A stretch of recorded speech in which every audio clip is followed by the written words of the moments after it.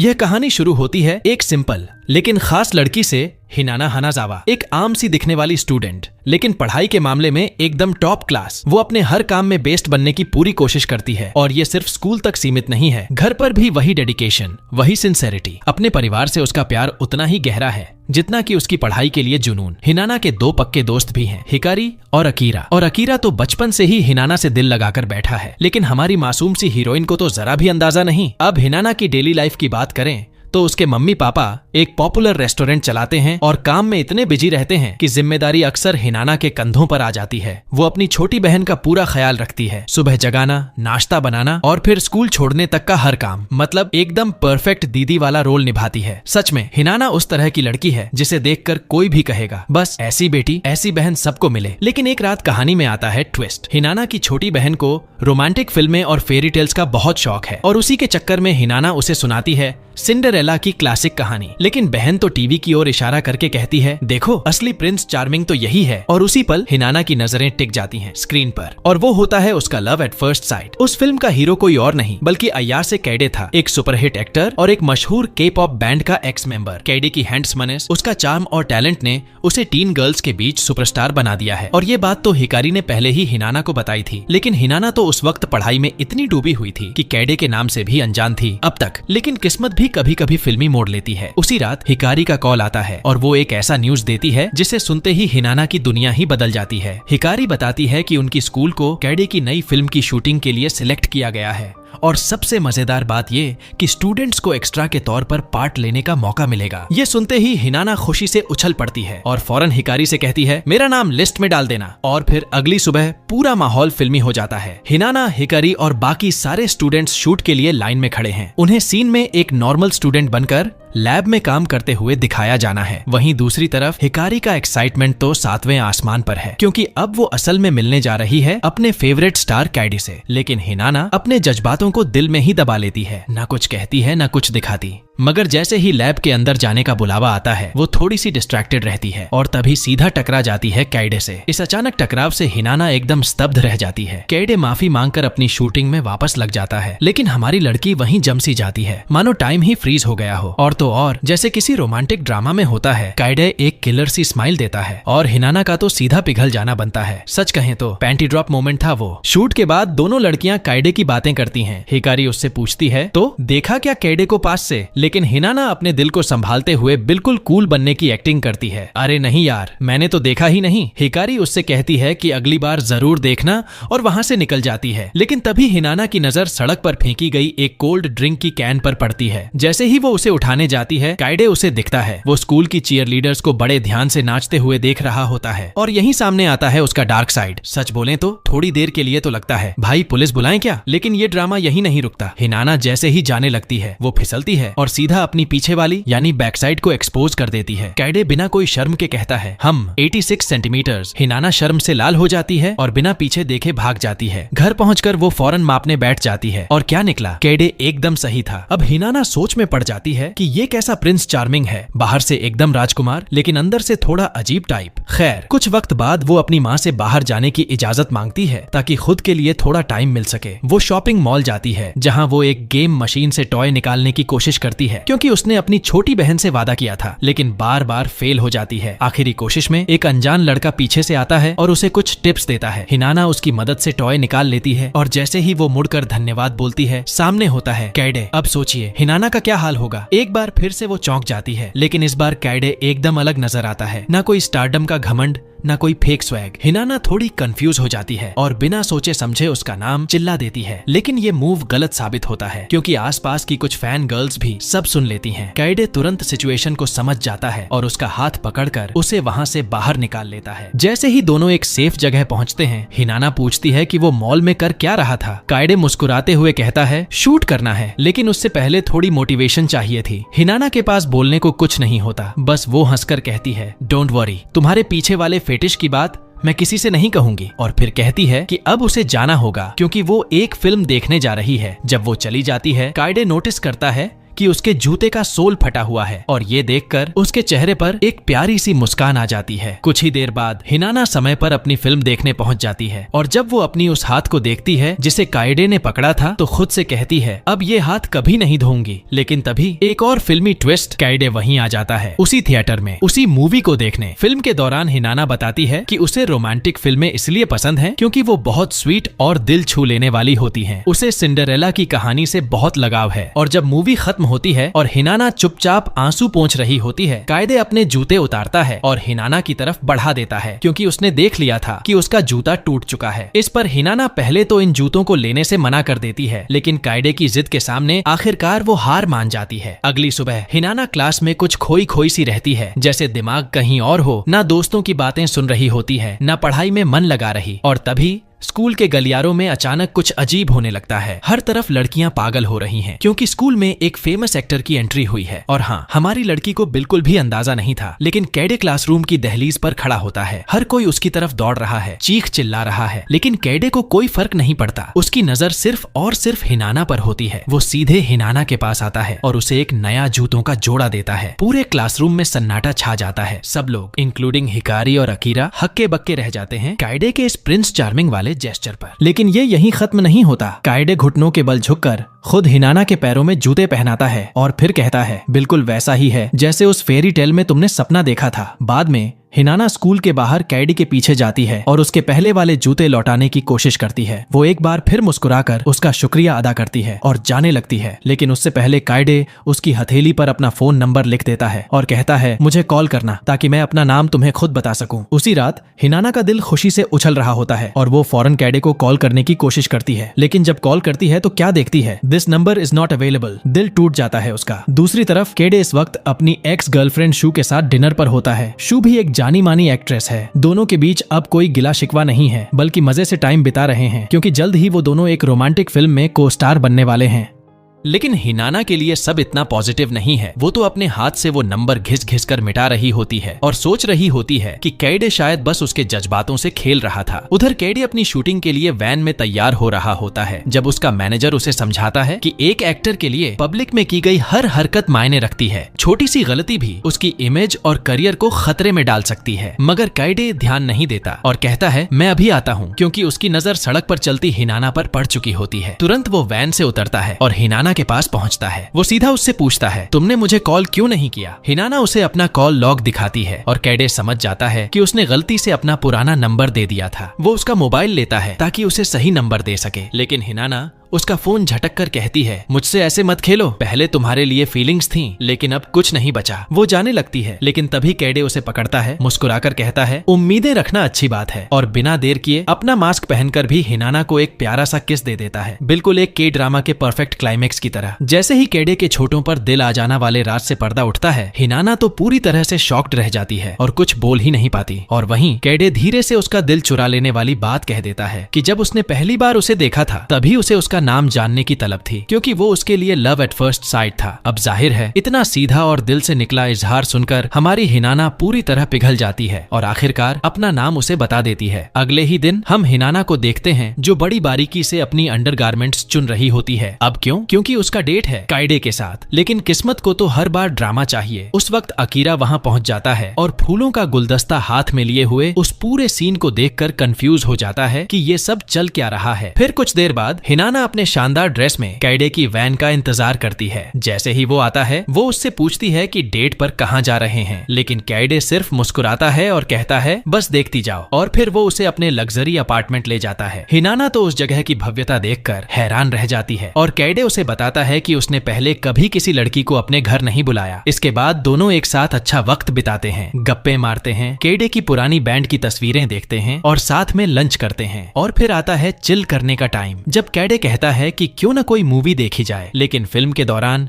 वो झूठ मूठ की नींद का नाटक करता है और हिनाना थोड़ी नर्वस होकर उसे हल्के फुल्के प्यार से छूने लगती है। लेकिन तभी कैडे चालाकी से अपनी असली फीलिंग्स दिखा देता है। Instincts unleashed. हिनाना तो पूरी तरह से झटका खा जाती है और लगने लगता लगता है जैसे अभी सीन सीधा क्राइम की तरफ चला जाएगा, लेकिन तभी टल जाता है बवाल का बम जब उनका सीन कैडे का मैनेजर बीच में आकर रोक देता है और गुस्से में पूछता है, ये क्या कर रहे हो तुम और ये लड़की है कौन? लेकिन उससे भी ज्यादा चौंकाने वाला पल तब आता है जब कायडे बेधड़क कह देता है, ये मेरी गर्लफ्रेंड है। ये सुनकर न सिर्फ मैनेजर बल्कि हिनाना भी हक्की बक्की रह जाती है। मगर असली धमाका तब होता है जब मैनेजर हिनाना से उसकी उम्र पूछता है और वो कहती है, मैं 16 साल की हूँ। बस वही मैनेजर को तो जैसे हार्ट अटैक आते आते बचा। इसके बाद जब हिनाना घर चली जाती है तो मैनेजर फुल गुस्से में कैडे पर भड़कता है। उसे कहता है कि ये सब करियर की बर्बादी है, ये रिलेशनशिप सही नहीं है। और इस वक्त तो वैसे भी कैडे के पास ढेरों फिल्म शूट्स चल रहे हैं, लेकिन कैडे को क्या परवाह। वो ठंडे अंदाज में कहता है, तुम्हें जो करना है करो, लेकिन मेरी लाइफ में मत घुसे रहो। और अब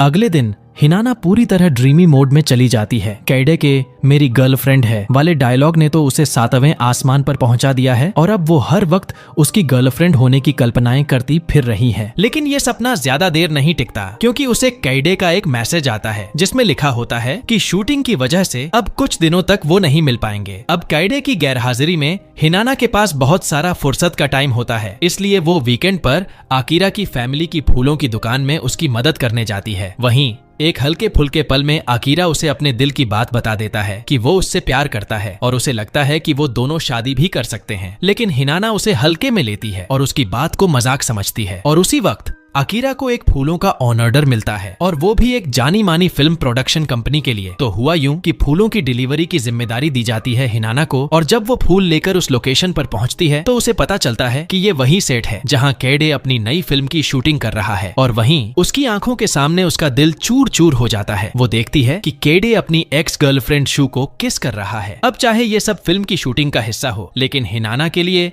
ये सीन किसी ब्रेकअप से कम नहीं लगता। टूटे दिल के साथ वो वहां से निकलने ही वाली होती है, लेकिन तभी कैडे उसे देख लेता है और उसके पीछे भागता है। वो उसे एक प्राइवेट जगह ले जाता है ताकि किसी को शक ना हो, और फिर उसे समझाता है कि ये सिर्फ एक सीन था और कुछ नहीं। हिनाना भी बात समझ जाती है और वादा करती है कि वो उसके प्रोफेशनल काम में कोई दखल नहीं देगी। कैडे इस समझदारी से इतना इम्प्रेस हो जाता है कि सीधे उसकी नाक पर प्यार से काट लेता है और साफ कर देता है कि अब से कोई और लड़का उसकी गर्लफ्रेंड के पास नहीं भटक सकता। लेकिन इस प्यार भरे लम्हे की गवाह बनती है शू, जो दूर से देख रही होती है और उसके चेहरे पर नाराजगी साफ दिखती है। कुछ दिनों बाद कायडे हिनाना को कॉल करता है और उससे पूछता है क्या वो डेट पर चलना चाहेगी, लेकिन हिनाना बड़े ही शालीन तरीके से उसे मना कर देती है, ये कहकर कि उसके दोस्त अकीरा का बर्थडे है और वो उसके घर में पार्टी मना रहे हैं। काइडे भी सिचुएशन को समझता है, लेकिन अपने स्टाइल में कह देता है कि उसके पास एक प्लान है। फिर जैसे ही अकीरा का जन्मदिन आता है, पार्टी के ठीक पहले हिकारी उसे मोटिवेट करती है कि अब तो अपने दिल की बात हिनाना से कह ही देनी चाहिए, और दोनों पार्टी में एंटर करते हैं। लेकिन तभी होता है सबसे बड़ी ढा सरप्राइज। काइडे वहाँ प्रकट हो जाता है, सबके होश उड़ जाते हैं और हिनाना तो खासकर एकदम हक्का बक्का रह जाती है। फिर काइडे सबके सामने कन्फेस करता है कि वो और हिनाना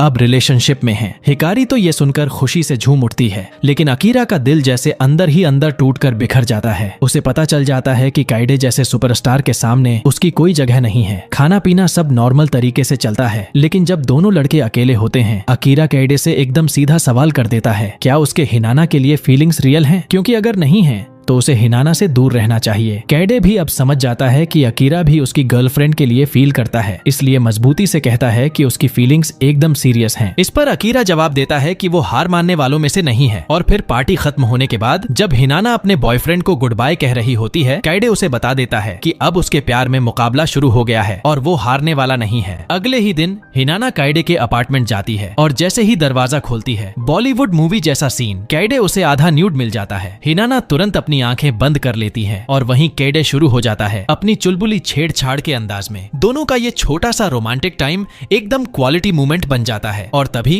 काइडे अपनी रिलेशनशिप को अगले लेवल पर ले जाते हुए उसे अपने अपार्टमेंट की चाबी देता है, ये कहते हुए कि जब भी तन्हा महसूस हो वो आ सकती है। और ये सुनकर हिनाना की खुशी का तो कोई ठिकाना ही नहीं रहता। लेकिन इस लव स्टोरी की चमक के पीछे कुछ परछाइयां भी हैं, क्योंकि कुछ दिनों बाद काइडे जब एक रेस्टोरेंट में अकेले खाना खा रहा होता है, तभी उसकी नजर अपनी पुरानी बैंड के दोस्तों पर पड़ती है। लेकिन वो सब उसे देखकर भी पूरी तरह इग्नोर कर देते हैं, जैसे उनके बीच कुछ बहुत बुरा हुआ हो। और ये बात काइडे को अंदर से बहुत चुभती है, क्योंकि कभी ये लोग उसके सबसे अच्छे दोस्त हुआ करते थे। उस रात जब वो अकेला अपने सोफे पर लेटा होता है, तो बीते लम्हे उसकी आंखों के सामने घूमने लगते हैं। वो पल जब वो अपनी बैंड के दोस्तों के साथ था, सब कुछ कितना खूबसूरत था, टीम एकदम यूनाइटेड थी। लेकिन फिर कैडे ने फैसला किया कि वो बैंड छोड़कर अपनी एक्टिंग करियर पर फोकस करेगा। यही फैसला उनके रिश्तों में दरार डाल गया, क्योंकि कैडे उस ग्रुप का लीडर था और उसके जाने से बैंड पूरी तरह बिखर गई। दूसरी तरफ हिनाना की लाइफ में भी तूफान आने वाला है। जब वो स्कूल में होती है तो कुछ लड़कियों को कायडे की नई फिल्म और उसकी एक्स शू के बारे में बात करते सुनती है। सब कह रहे होते हैं कि वो दोनों फिर से साथ आ जाएंगे, क्योंकि उनकी केमिस्ट्री ऑन स्क्रीन आज भी जबरदस्त है। ये सब सुनकर हिनाना का दिमाग घूम जाता है। वो सोचने लगती है कि शू तो हर लिहाज से उससे बेहतर है, फिर उसका कैडे के साथ क्या चांस बनता है। वो अपनी एक दोस्त से भी ये बात शेयर करती है, जो सीधा बोल देती है कि शू जैसी लड़की से कोई मुकाबला नहीं कर सकता।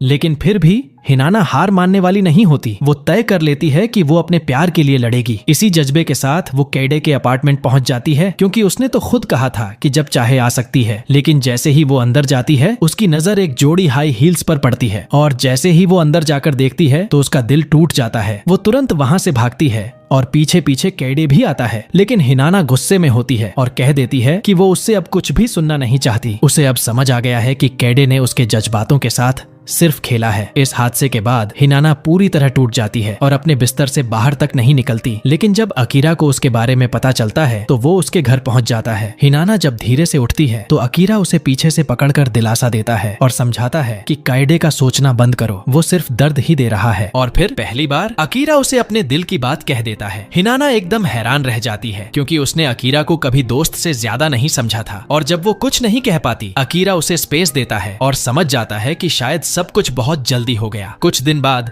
स्कूल में क्लासरूम के दरवाजे पर दोनों आमने सामने आ जाते हैं और हवा में एक अजीब सी टेंशन महसूस होती है। उसी दिन शाम को हिनाना को शू मिलती है, जो खास तौर पर उससे मिलने आई होती है। दोनों पास बैठकर पूरी सिचुएशन पर खुलकर बात करती हैं। शू सीधे हिनाना से कहती है कि वो कैडे को वापस चाहती है और इसलिए उसे छोड़ दे। हिनाना थोड़े झिझकते हुए मान भी जाती है, क्योंकि उसके मन में पहले से ही ये बात बैठी है कि शू जैसी लड़की के सामने उसकी कोई औकात नहीं है, न सुंदरता में न स्टेटस में। लेकिन फिर भी हिनाना कहती है कि वो कायडे को पूरी तरह जानना चाहती है और उसके साथ और वक्त बिताना चाहती है। हिनाना की सच्चाई और इरादों को देखकर शू का दिल भी पिघल जाता है और वो सच बता देती है। असल में कुछ दिन पहले शू ने कायडे से रोते हुए गुजारिश की थी कि वो दोनों फिर से एक हो जाएं, लेकिन कायडे ने उसे ठुकरा दिया। और इसी मौके पर शू उसे ये भी बताती है कि उस दिन कायडे को किस करने वाली वो खुद थी, लेकिन कायडे ने उसके किस का कोई जवाब नहीं दिया। इस खुलासे के साथ ही शू हिनाना से विदा लेती है, क्योंकि अब वो खुद एक कदम पीछे हटने का फैसला कर चुकी है, ताकि हिनाना और कैडे के बीच जो सच्चा प्यार है वो खुलकर बह सके। उधर रात को हिनाना को कैडे की विजिट मिलती है, जो उससे माफी मांगता है उस दिन हुई गलतफहमी के लिए, और पहली बार दिल खोलकर अपने जज्बात बयां करता है कि कैसे वक्त के साथ साथ वो उससे और भी ज्यादा प्यार करने लगा है और अब उसकी जिंदगी में सबसे जरूरी चीज सिर्फ हिनाना है। लेकिन क्योंकि कायडे एक पॉपुलर एक्टर है और अपनी पब्लिक इमेज को लेकर हमेशा सतर्क रहना पड़ता है, वो अगले ही दिन एक पूरा का पूरा park on for attractions privately rent कर लेता है, ताकि सिर्फ वो दोनों वहां एंजॉय कर सकें। और फिर क्या था, हमारे टॉटोलवर्स जी भरकर उस पार्क का मजा उठाते हैं। कभी रोलर कोस्टर की चीखें, कभी हॉर्स राइड्स की हंसी और बीच में ठंडी ठंडी आइसक्रीम का मजा। लेकिन जैसे ही रात होती है, हिनाना को घर लौटना पड़ता है, क्योंकि उसे अपनी छोटी बहन की देखभाल करनी है। तब कायडे डेट के एंड पर उसे एक स्पेशल गिफ्ट देता है। हिनाना को लगता है कि शायद उसे एक रोमांटिक किस मिलने वाला है, लेकिन जब वो आंखें खोलती है तो हैरान रह जाती है। कैडे उसे एक प्यारी सी चेन गिफ्ट करता है, जिसमें एक छोटा सा जूतियां लटका होता है, और उसके साथ वो कहता है I am really happy to be your boyfriend. और इसी के साथ हमारे कपल की लव स्टोरी नए मुकाम पर पहुंच जाती है। अब दोनों की जिंदगी सिर्फ प्यार, मस्ती और साथ बिताए पलों से भर जाती है। नई नई जगहों की ट्रिप्स, मूवी डेट्स और वीकेंड्स का रोमांस। लेकिन जैसा कि हर कहानी में होता है, मुसीबतें कभी भी दस्तक दे सकती हैं, और यहीं आती है वो बड़ी परेशानी जब मीडिया में एक सनसनीखेज न्यूज वायरल हो जाती है। एक रिपोर्टर ने खुलासा किया कि कैडे एक स्कूल गर्ल के साथ रिलेशनशिप में है, और भाई साहब जाहिर है ये बात उसके करियर के लिए बहुत ही खतरनाक साबित हो सकती है। असल वजह एक्टिंग में करियर बनाना नहीं था, बल्कि उसकी गले की एक गंभीर सूजन थी, जिसकी वजह से वो अब गाना नहीं गा सकता था। कैडे ने इस दर्द को काफी वक्त तक छुपाए रखा, लेकिन जब तकलीफ बर्दाश्त से बाहर हो गई और सर्जरी जरूरी हो गई, तब जाकर उसने अपने बैंड के दोस्तों को बताया। वो भी उस वक्त जब उनके सामने एक इंटरनेशनल टूर था, और कैडे को लगा कि सबसे बेहतर यही होगा कि वो ग्रुप छोड़ दे और अपने दोस्तों को आगे बढ़ने का मौका दे। ये सब सुनने के बाद मैनेजर भी वादा करता है कि अब वो कैडे के हर सपने को पूरा करने में उसका साथ देगा। उधर रात को हिनाना उस बातचीत के बारे में सोचती रहती है और फिर एक बड़ा फैसला ले लेती है। अगले दिन वो केडे से मिलती है और माफी मांगती है। कहती है कि शायद उसी की वजह से उसकी जिंदगी में इतनी उलझने आईं, इसलिए अब वक्त आ गया है कि इस छोटे से फेरी टेल को यहीं खत्म कर दिया जाए। हिनाना रोते हुए उसका साथ छोड़ देती है और सबसे बुरा ये कि ये सब कुछ उसके जन्मदिन के दिन हो रहा होता है। वक्त बीतता है और फिर कैडे एक प्रेस कॉन्फ्रेंस रखता है जहां वो सबके सामने ये कबूल करता है कि हाँ, वो एक स्कूल गर्ल को डेट कर रहा था, लेकिन अब ऐसा दोबारा कभी नहीं होगा। वो मानता है कि उससे गलती हुई और अब वो खुद को सिर्फ अपने करियर को समर्पित करना चाहता है। कैडे के ये शब्द सुनकर हिनाना का दिल चकनाचूर हो जाता है। वो अकेली छत पर जाकर बैठ जाती है, लेकिन तभी अकीरा वहाँ आता है और उसे पीछे से गले लगाकर हौसला देता है। कहता है, रोना है तो रो ले, मैं हमेशा तेरे साथ हूँ, एक सच्चे दोस्त की तरह। और अब हम सीधे 3 साल बाद के टाइम स्किप पर आ जाते हैं, जहाँ एक इंटरनेशनल अवार्ड जीतता है उन चंद जापानी एक्टर्स में से एक बनकर जिसने वाकई दुनिया का दिल जीत लिया। उधर उसका मैनेजर सभी गिफ्ट्स को देख रहा होता है जो लोग काइडे को भेजते हैं और उन्हीं में उसे एक लेटर मिलता है, लेकिन कैडे को आते देख वो उसे चुपचाप छुपा देता है। और आप सोच रहे होंगे हिनाना का क्या हुआ? तो जनाब, उसने अकीरा के साथ अपनी बॉन्डिंग को और भी मजबूत किया। उसके बर्थडे पर अकीरा उसे एक मूवी टिकट गिफ्ट करता है, वो भी उसी फिल्म की जो हिनाना को सबसे ज्यादा पसंद है। लेकिन अब लौटते हैं हमारे हीरो की तरफ, जिसका मैनेजर उसकी जापान वापसी पर एक ग्रैंड पार्टी ऑर्गेनाइज करता है